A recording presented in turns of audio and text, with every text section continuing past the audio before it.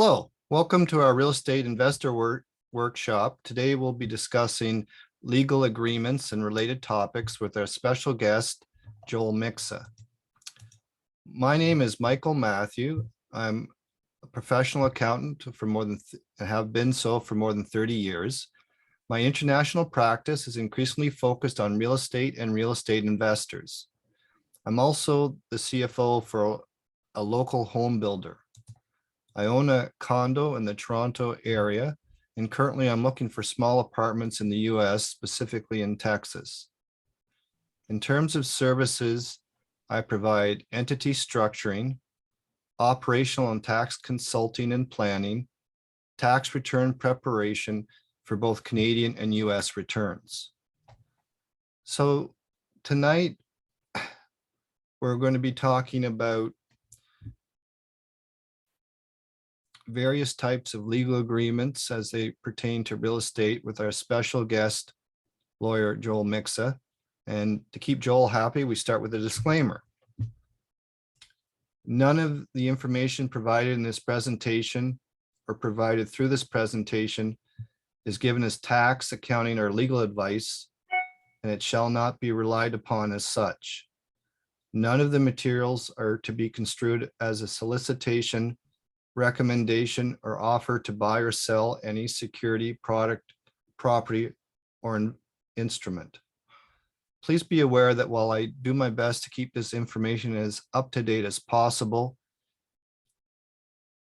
laws change on a frequent basis, court cases come out also on a frequent basis, and either one of those things could change the information such that a different result would be what you'd be exposed to. So please do check with your advisor before undertaking any real estate transaction.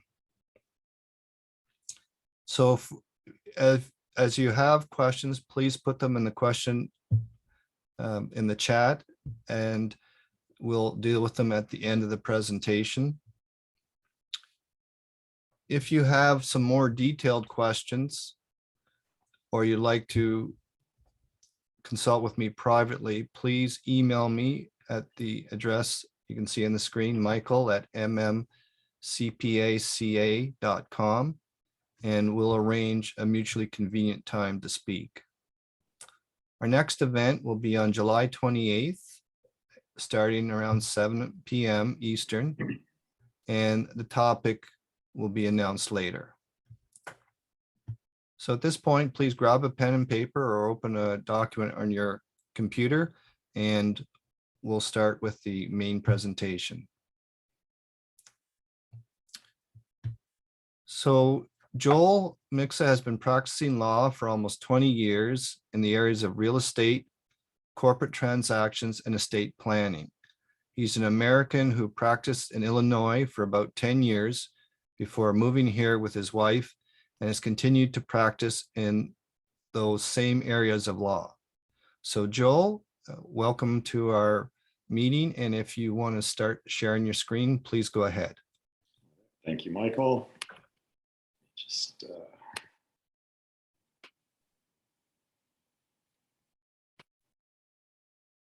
Okay, so I'm going to speak about joint venture and shareholder agreements tonight. So just a real high-level overview of joint venture agreements. Basically, joint ventures are controlled by the agreement of the parties. There's no statutory law regarding their formation or operation, unlike corporations or limited partnerships or other business entities that are created by statutory law. Therefore, it's important to have a comprehensive agreement that covers as many potential points and issues as possible. There's no formal procedures or government filings to establish or create a joint venture. They can essentially be formed just by two parties working together, similar to a partnership. Although the main difference with the joint ventures are typically just for one single purpose, as opposed to a partnership, which is often for some sort of business venture, as opposed to a single project. Joint venture agreements are very flexible in terms of what they can address and how to deal with those issues. Joint ventures are not recognized for income tax purposes, so they provide for pass-through tax treatment. In other words, each co-venture's share of their income is taxed at the respective personal or corporate tax rates. Michael, I don't know if you have any comments you want to throw in there. No, I think that's all pretty straightforward. Just it's always a good idea to make sure that you agree on the figures with your co-ventures so that you report taxes on exactly the same basis proportional to your share of the venture. Because if they're not already doing that, I'm sure CRA will soon start cross-checking that sort of thing. Yeah, and there should be provisions in every joint venture agreement to deal with that, hopefully. Although each situation is different, sometimes you do have disagreements over how things should be treated, I suppose.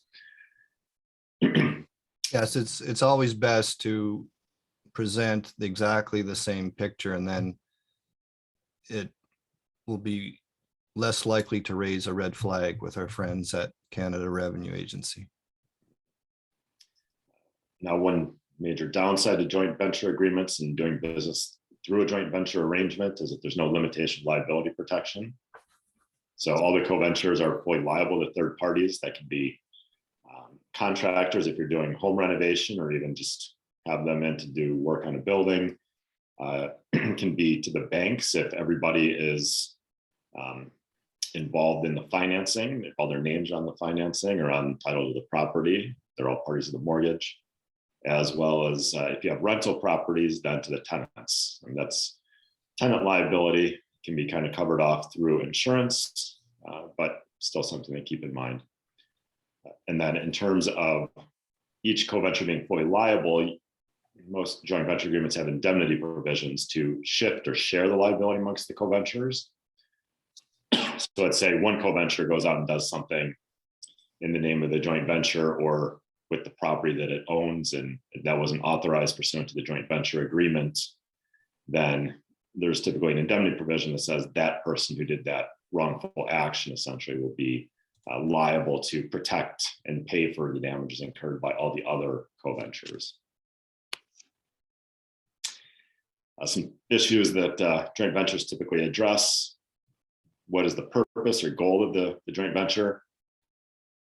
I mentioned before, typically they're formed for a single limited purpose or project, i.e. buying a specific piece of real estate, for buying and flipping it, or for long-term holds. It can also affect the term of the agreement. If you're doing a buy and flip, then typically the goal is to buy it, renovate it, and sell it as quickly as possible. If you're doing a joint venture for a buy and hold, then you may have a 5-year term or a 10-year term with an exit at the end of the term, whereby typically you sell off the property and split the profits based on the appreciation. It also usually covers what are the co-venture's interests as a percentage of the whole investment. So this can take a lot of different forms and different arrangements, but typically kind of the base approach is that each party's interest is proportional to their investment, the risk they're taking on, and the duties and obligations that each party is putting in there. So you may have somebody come in with all of the cash, and they may get a preferred return or a larger percentage of the profit when it is finally ready to cash out. And then you can have other people who are just providing services to the joint venture. So typically they'll get a lesser percentage. They may not put in any cash, but they'll still get 10% or 20% of the profit at the end of the day based on their contribution through their service. Another major issue to address in joint ventures is who holds title to the property.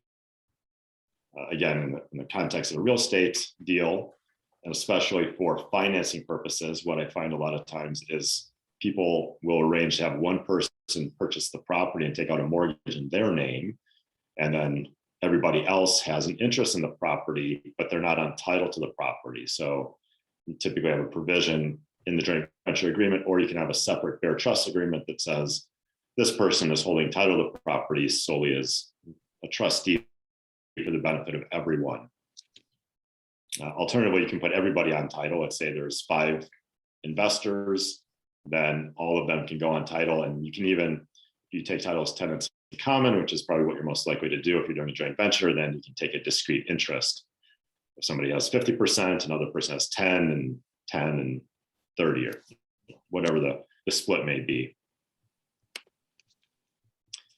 Typically also cover what are the parties' obligations. So typically you have at least one or more passive investors, the people who are bringing most of the money. And then you'll have active joint ventures or managers who are responsible for the renovation of the property, overseeing construction, or overseeing management of the, if it's a rental property, dealing with tenants, placing tenants, collecting the money, dealing with banking, distributing income, or the profits at the end of the day. They typically also cover decision-making provisions for meeting, voting, and thresholds for major decisions. This is an important provision in JV agreements because, again, there's no statutory law governing their formation or how they should operate. So it's important to have those kinds of provisions in there for determining how to operate the joint venture. They typically also have exit strategy provisions. So what is the expected distribution allocation of the profit amongst all of the joint ventures, for sale provisions in the event of, let's say, one of the joint ventures failing to make a capital call, contribute more money when needed, or doing something wrongful, then you can have for sale provisions that allow their buyout. Then you can have other standard buyout provisions like a right of first refusal, or other provisions deal with if a shareholder, rather a joint venture dies or becomes incompetent or files bankruptcy. Then typically you have buyout provisions allowing the other joint ventures to buy out their interest in the project or the joint venture. Kind of along the lines of the expected distribution, the profit split provisions. And this can be broken up into different line items, essentially. So you can have operating income. If it's a rental property, there may be ongoing operations and rental income for, let's say, 5 years before the disposition of the property. So you have one section that kind of deals with how to pay out and distribute or allocate the operating income. You can have refinance provisions. So oftentimes if you buy the property, renovate it, fix it, and then you go in and refinance it, and you can pull out some of that cash, then you can have provisions dealing with who gets that money. Oftentimes the money party, the party who brought the cash, they get paid out first to reimburse their contribution. And then the remaining joint ventures will get paid after that. And then you can have another section that deals with the disposition of all the assets. So on the final exit from the property, what is the profit split? And then on the flip side, you can also often have capital call provisions. So especially in the context of buy and flip deals where you're doing renovations or construction work, or even in a rental property situation, sometimes you need to call for more capital in order to do work. So typically have provisions for that issue as well. And then another important issue is dispute resolution mechanisms. Again, the forced sale is a quite common one. You can have a buyout, often at a discount of the defaulting joint venture's interest. And then you can also have provisions requiring the parties to go to mediation, arbitration, and then court is kind of the usual procedural steps to follow. Especially right now, I hear that going to court can take over a year to get before a judge for even a basic motion hearing. So I understand arbitration and mediation is becoming much more popular now that the court system is bogged down. Because there's no statutory law governing how joint venture agreements work, it's prudent to have a lawyer draft and to review any joint venture agreement. And ideally, each co-venture should have independent legal counsel. I often get clients bringing me joint venture agreements to review that have been presented to them by parties who are trying to arrange a joint venture or who are in the business of buying and renovating and flipping properties or helping people buy rental properties. And those parties expect to just get a share of the profit, and then they're looking for money investors. So often spend a lot of time going through those and making suggestions as to how to better protect the clients from an operational and governance perspective, and also clarifying the profit splits. Again, going back to what we were speaking about earlier. And it should also be noted that even the most comprehensive agreements cannot contemplate every potential issue that may arise. So we try to make them as comprehensive as possible and cover issues, but you just never know what may pop up. And shareholders agreements. So these are similar to joint venture agreements is what I meant to type in terms of issues they cover, but they're generally more limited to specific issues. This is because it assumes that there's a corporation which is already in existence and that owns the assets or operates the business. Corporations are formed pursuant to statutory law by filing articles of incorporation with provincial or federal government. And so underneath those statutory laws, there's a pretty large framework as to the basic structure and governance. So you have the shareholders who usually contribute money, or they can also contribute services in exchange to get shares in the corporation. The shareholders elect or appoint directors. Directors are responsible for the high level oversight of the corporation's operations. And they also have the right to make most major decisions of the corporation without going to the shareholders.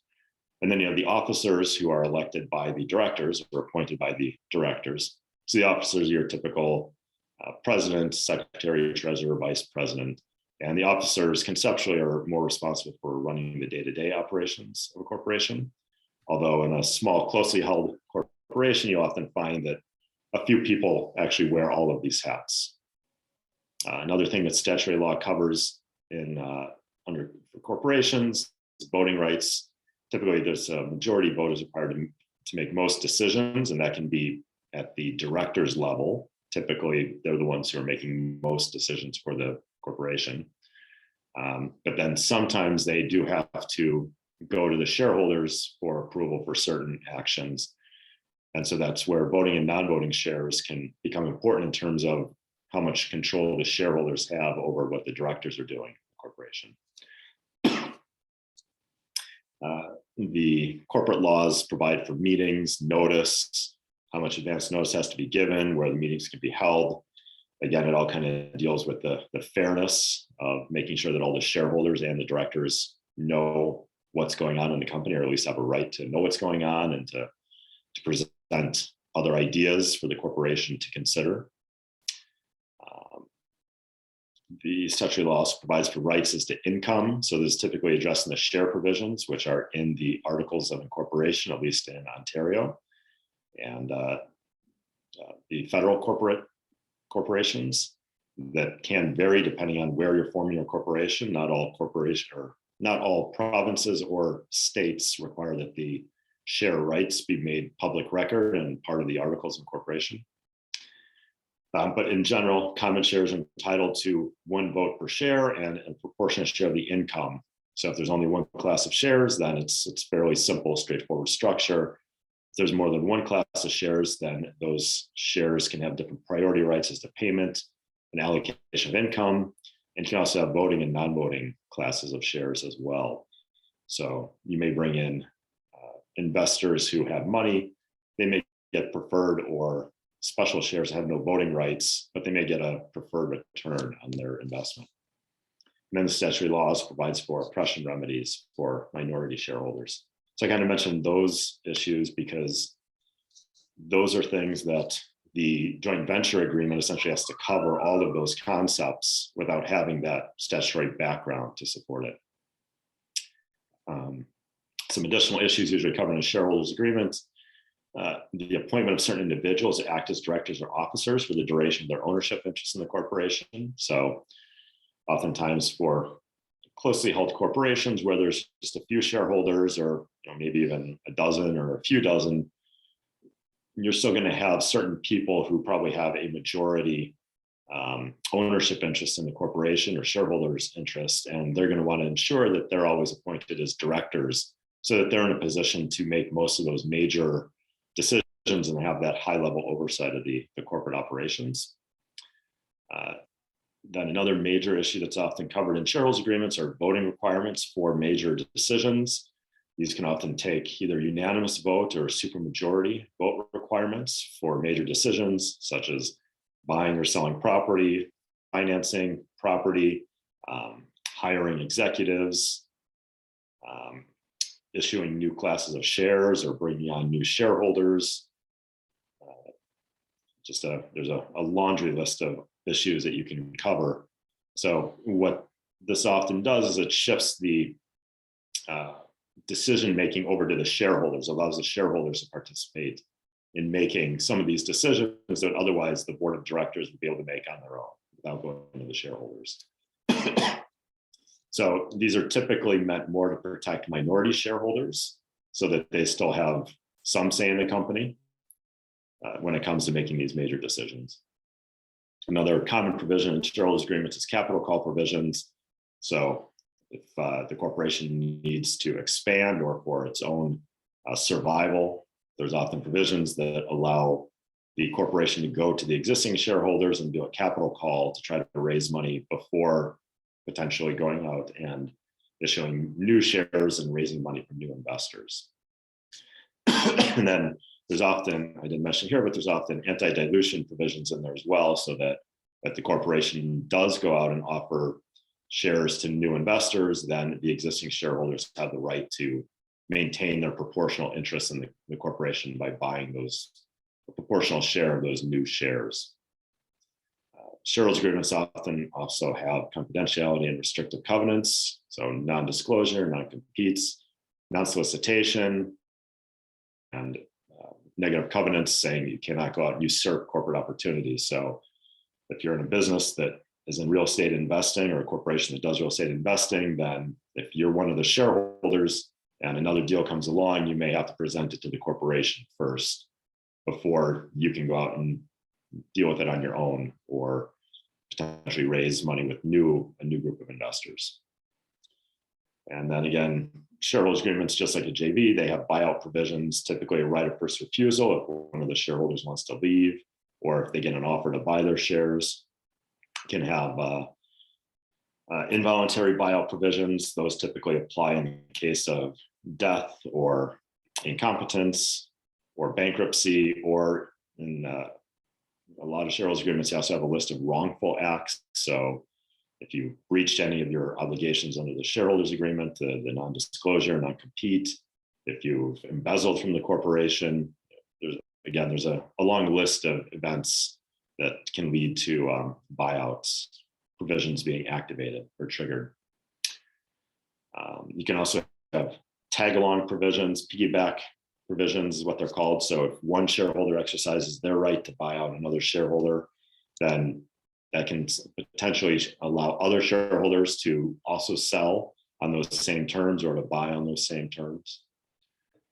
And then the shareholders agreements typically also contain dispute resolution mechanisms. So again, the default will be mediation and arbitration before going to court.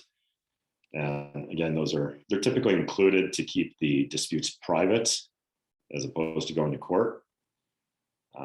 And that's about it as far as my presentation goes, from a high level overview of JV agreements and shareholders agreements.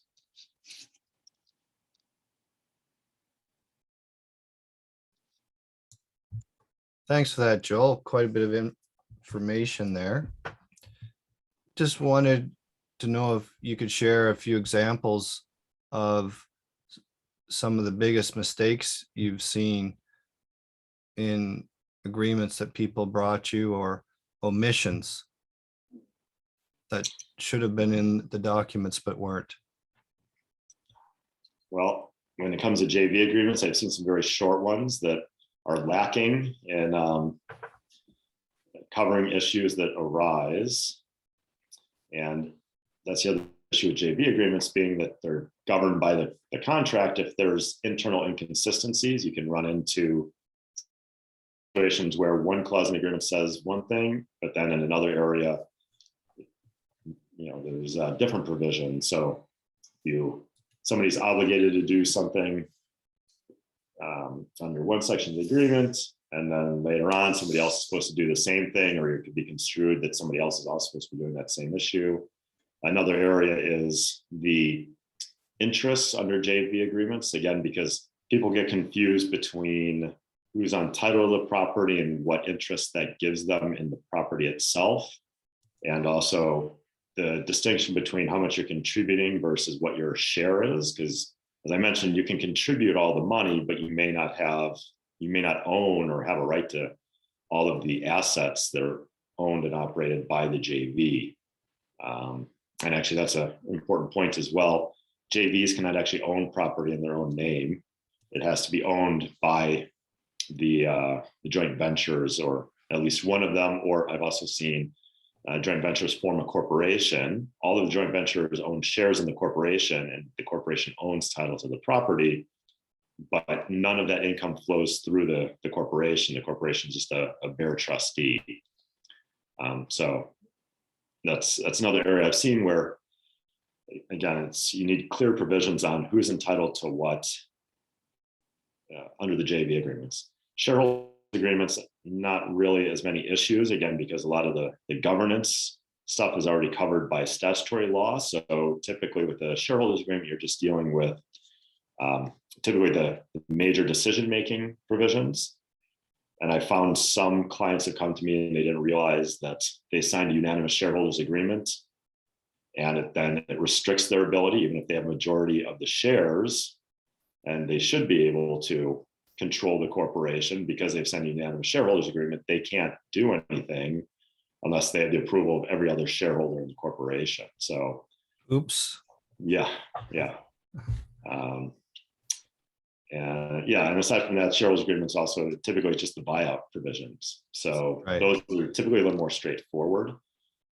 You don't run into as many interpretation or understanding issues. The bigger issue with the JVs is because you don't have the corporate share structure that kind of clearly sets out what the parties' rights are in terms of voting rights and dividend rights. The JV agreements can be a little more confusing for people. Right. Now, I've seen a case where there was a joint venture agreement. You didn't draw it up, so you're off the hook on this one, but the joint venturers weren't doing what they said in the agreement they're responsible for. What is the method that you can use to try to get the other joint ventures to do what they said they're going to do? Obviously, you've asked them and they've just sort of, brushed it off and essentially said, well, if you want that done, you do it. Well, that's not the agreement, but as a practical matter, what can you do about that? My first recommendation is to look at the operational provisions. So again, you go to look and see, what do I do to call a meeting to bring this to before all the joint ventures, and follow the notice, have the meeting. So at least you've done that, taken that step to lay the groundwork for it. And then there's often provisions in the JV agreements that says one party can step in and contribute if the other parties are defaulting or failing to contribute. And then they have a right of set off against those people when it comes time for the payout. So if somebody contributes $10,000 to the JV, and that should have been split 3 ways, then they're entitled to get their $10,000 back before the other JV partners or co-ventures can get paid or get their share of income. Aside from that, if that fails, then I don't do litigation, but there's ways to advance a claim in court for a declaratory judgment where you get the court to say, this is what should have happened and these are your rights. And you can also get that done through mediation or arbitration as well. Mediation is more of sitting down and discussing with a mediator, a middleman, to try to point the parties in the correct path. Whereas arbitration is more similar to a court where you can get an arbitrator's opinion that says this is what the parties' rights are. So that would be the difference then. The mediator is just trying to nudge you into a discussion where you can agree on how to move forward, whereas the arbitrator, I guess, makes some sort of ruling and says that, would that be legally enforceable then if it's arbitration? It is legally enforceable if the parties fail. If they go to arbitration, you get an arbitrator's opinion, and the parties still don't comply, then you can take that arbitration decision to court and seek to have it enforced by the court. So that would be more a situation where the arbitrator orders somebody to pay someone else, Right. and they're not paying up. Then you can take that to court and use the judicial enforcement mechanisms to get paid. Okay, but I think that's not the preferred route to go, obviously, because it sounds like it's a long process for starters.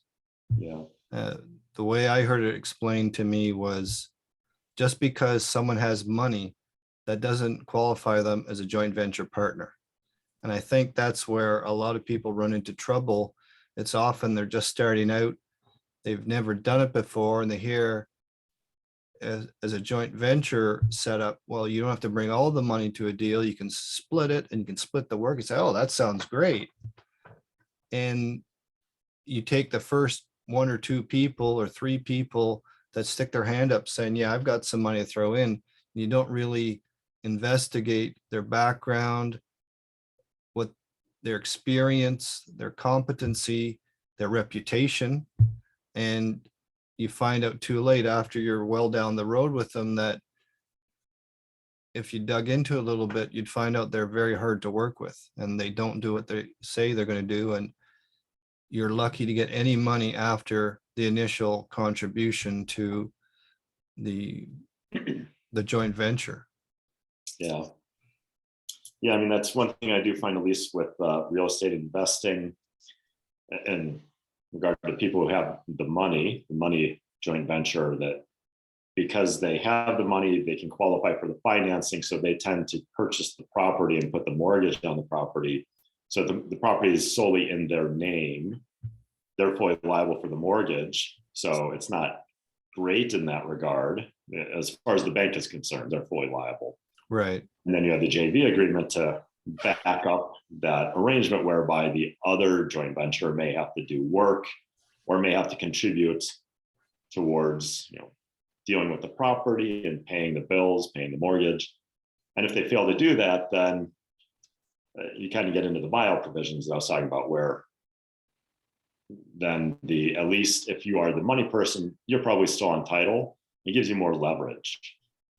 I recently had somebody who sold a property that they were the ones on title. They had purchased the property, they got the financing, and the joint venture was supposed to do the construction work or help renovate the property, and took some money, did some work, and I think it was mostly demolition, and then disappeared, never bothered to follow through. So in that case, followed the steps in the JV agreement to give notice. And of course, the joint venture was obligated to do work, never bothered to respond or acknowledge anything. And so we just treated it as a default and essentially a forced buyout. The property was sold, but by going through following the steps of giving notice that he was in default and he failed to comply, then they sold the property, and I don't think there's much risk of him coming back and saying he was owed anything. Right, because he didn't live up to his end of the agreement, essentially. Right, he was in breach, followed the procedures to establish he was in breach. He failed to cure, and then the clients exercised their right to just dispose of the property. Okay. Yeah.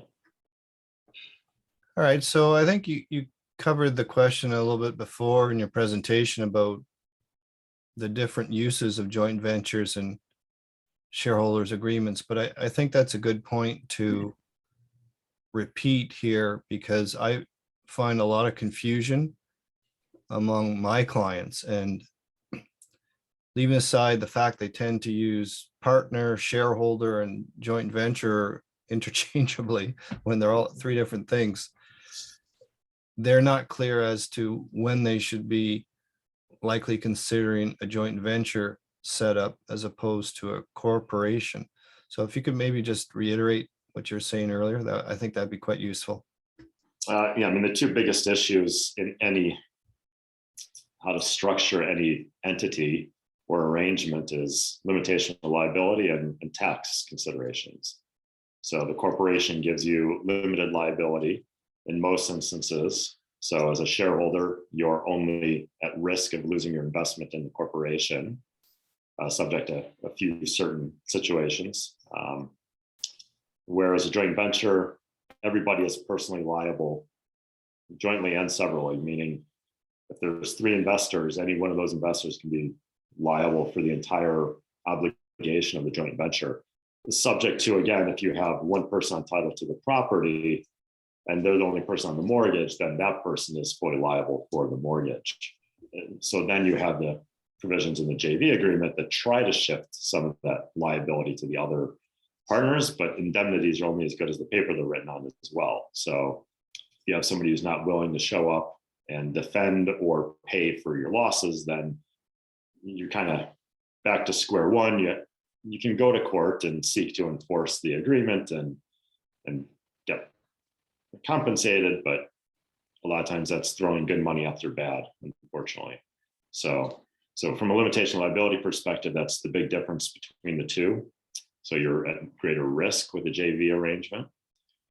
And then from a tax perspective, I guess it could be argued the JV agreement is better because you get the pass-through tax treatment, whereas a corporation, the corporation has to pay tax, it has to pay the surcharge for passive income, right? So surtax rather. And then when it has income that gets passed out to the shareholders, they then pay tax again on their dividend income, right? So I'll leave that to you to explain more fully, but that's kind of. Yeah, in the case of where there's rental income, you're right, the corporations are taxed at a high rate, a little over 50% in Ontario. And that's because the government has decided that it wants to, I'll say, punish you for having investment income. And so their solution to that is to tax you at a very high rate to cause you to not hold it in the corporation. And by doing so, they're encouraging you to pay it out as a dividend to the shareholders.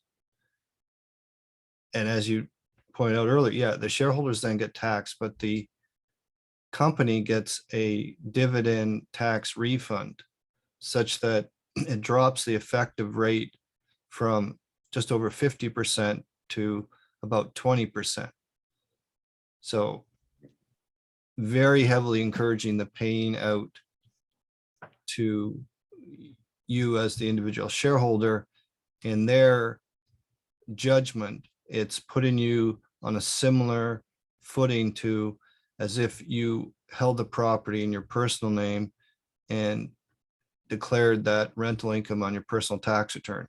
So you're doing it now in 2 steps. It's rental income in the corporation and then dividend income to you. It does give you some flexibility as to the timing of when you pay that out.